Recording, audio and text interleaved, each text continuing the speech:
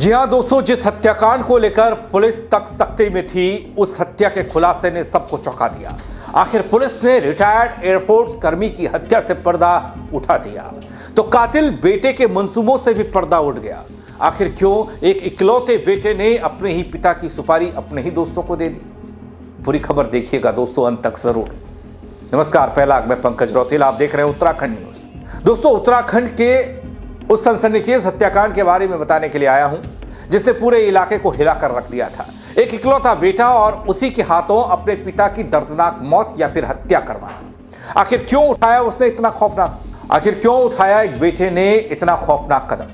Retired air force कर्मी की हत्या का यह मामला सिर्फ एक अपराध नहीं, बल्कि एक ऐसा रहस्य जिसकी परतें गिरती गई, खुलती गई तो सामने आती गई लालच, झूठ और पारिवारिक तनाव की चौंकाने वाली कहानी। पुलिस की जांच ने जो खुलासा किया है दगड़ियों, वो किसी क्राइम थ्रिलर से कम नहीं है। क्यों था बेटे को इतना गुस्सा? क्या थे उस घर के अंदर के हालात? क्या थे उस घर के अंदर के राज जो बाहर किसी को नहीं पता थे? और कैसे पुलिस ने खोल दी इस पूरे हत्याकांड की गुत्थी? वीडियो को अंत तक जरूर देखिएगा, सब समझ पाएंगे आप। दोस्तों, उत्तराखंड के हरिद्वार जिले में 29 नवंबर को एक हत्याकांड हुआ। एयरफोर्स के रिटायर्ड जवान भगवान सिंह की गोली मारकर हत्या कर दी गई थी। इस मामले का पुलिस ने खुलासा किया है। रिटायर्ड जवान का हत्यारोपी कोई और नहीं बल्कि मृतक का इकलौता बेटा यशपाल निकला है। बताया यह गया, बेटे ने प्रॉपर्टी के लालच में अपने दोस्तों को सुपारी देकर पिता की हत्या करवाई। पिता के मर्डर के लिए बेटे ने दोस्तों को 30 लाख रुपए की सुपारी दी थी। दोस्तों, अब पूरे मामले को विस्तार से समझिए। 29 नवंबर की रात एयरफोर्स के रिटायर्ड जवान भगवान सिंह की किसी ने गोली मारकर हत्या की थी। भगवान सिंह के बेटे यशपाल ने ही पुलिस को इस मामले की सूचना दी थी। भगवान सिंह के बेटे यशपाल ने पुलिस को बताया था कि लिफ्ट लेने के बहाने अज्ञात व्यक्ति ने उनकी कार में बैठकर उस व्यक्ति ने उनके पिता को गोली मार दी। गोली मारने के बाद आरोपी मौके से फरार हो गया। जब पुलिस के पास शिकायत गई, मामले की जानकारी पहुंची, तो पुलिस ने छानबीन शुरू की।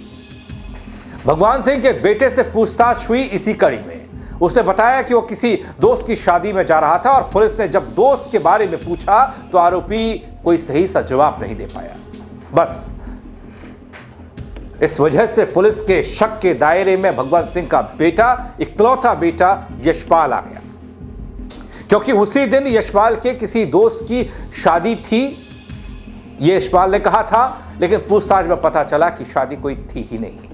आगे देखिएगा कैसे इकलौते बेटे ने अपने पिता की हत्या की साजिश को रचा, सब बताऊंगा आपको। दोस्तों, मामले में जब पुलिस ने सख्ती से पूछताछ की तो सख्ताई से टूट गया हत्यारोपी बेटा। पुलिस का कहना यह कि उनकी टीम ने यशपाल से कई घंटे पूछताछ की, लेकिन वो बार बार अपने बयान बदल रहा था, सही जानकारी नहीं दे रहा था।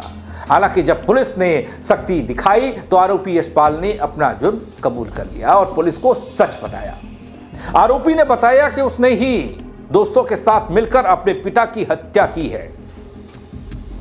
दोस्तों, पुलिस ने यह भी बताया कि रिटायर्ड जवान भगवान सिंह के पास करोड़ों रुपए की प्रॉपर्टी थी।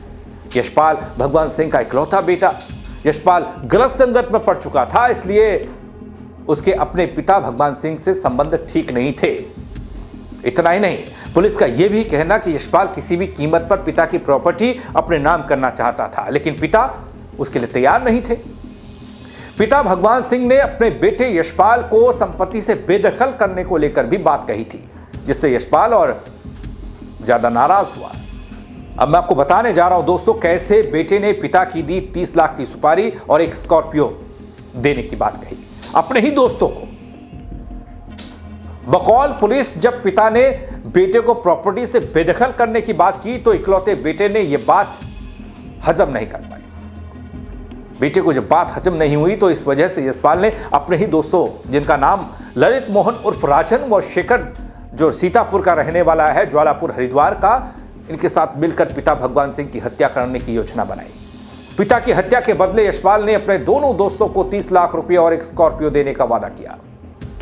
इसके बाद हत्या की साजिश रची गई। बहादुराबाद थाना क्षेत्र में एक हत्याकांड की सूचना पुलिस को मिली थी, जिसमें जो वादी है वो मृतक का बेटा था। उसके द्वारा पुलिस को 112 के माध्यम से बताया गया था कि एक अज्ञात व्यक्ति द्वारा गाड़ी रोक के उनके पिता की जो हत्या की गई है। तत्काल पुलिस ने पूरे मामले को संज्ञान में लेते हुए बहुत डीपली इसमें हम लोगों ने जब पूरा इस पर विवेचना की तो ये बात तथ्य सामने आए कि जो वादी है एक्चुअल में वही इसमें संदिग्ध प्रतीत हो रहा था। तो उससे जब सख्ती से पूछताछ की गई तो उसके द्वारा इस पूरे घटनाक्रम में मास्टरमाइंड होना बताया गया। वादी जो मृतक है उसका खुद का बेटा है, उसके द्वारा अपने दो साथियों के साथ मिलकर अपने पिता की हत्या की गई।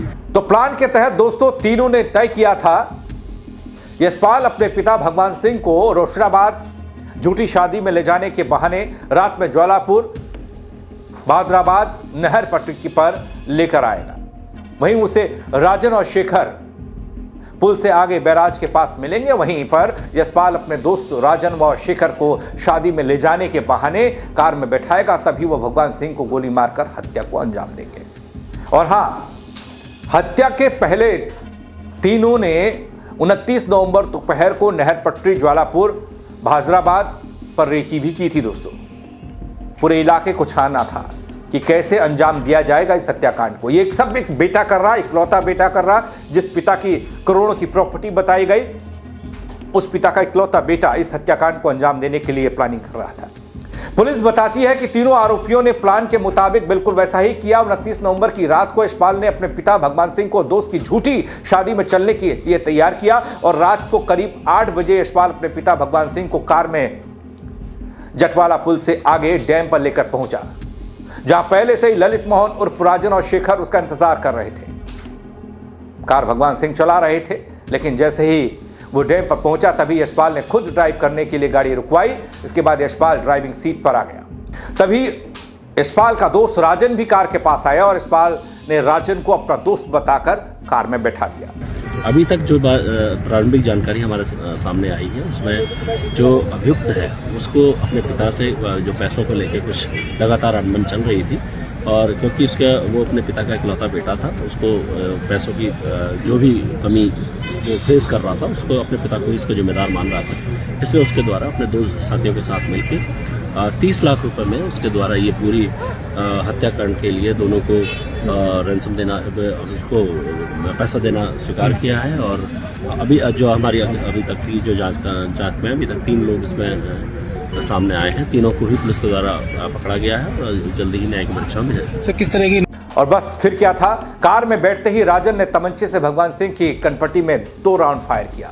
भगवान सिंह की मौत के बाद राजन कार से उतरकर फरार हो गया। वारदात के कुछ ही समय बाद यशपाल ने पुलिस कंट्रोल रूम में बाकायदा सूचना दी। इसके बाद पुलिस मौके पर पहुंची और जांच पड़ताल शुरू हुई।